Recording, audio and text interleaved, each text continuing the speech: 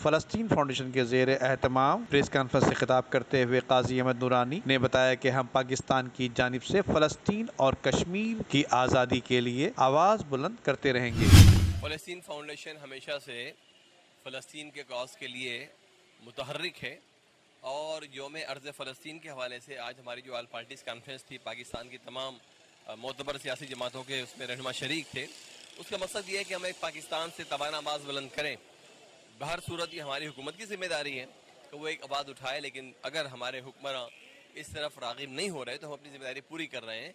5 अगस्त के फैसले के बाद भारत का चेहरा तमाम दुनिया के सामने बेनकाब हो गया, लेकिन अफसोस ये है कि वो मजलूम कश्मीरी तो पाकिस्तान की तरफ देखते हैं अपनी उम्मीदों का मरकज़ समझते हुए। पाकिस्तानी हुक्मरान अपने बहुत सारी एहतियातें और बहुत सारे अपने हुकूमतों के मामला देख कर भरपूर आवाज़ नहीं उठाते। पाकिस्तान की जिम्मेदारी है कि हर सज़ा पर तवाना आवाज़ उठाए, सिफारतकारी के ज़रिए भी। ये कोई छोटा सा मसला नहीं है, बहुत बड़ा मसला है फ़लस्तीन का भी और कश्मीर का भी। और आज जो हमारी ये प्रेस कॉन्फ्रेंस थी इसी हवाले से थी, बल्कि गाहे बेगाहे फ़लस्तीन फाउंडेशन ये काम कर रही है और मुस्तकिल कर रही है और हम इसका हिस्सा हैं। मैं समझती हूँ कि गवर्नमेंट लेवल पे भी बहुत ज़्यादा बैनुल-अक़वामी जो उस पर आवाज़ उठाई जा रही है।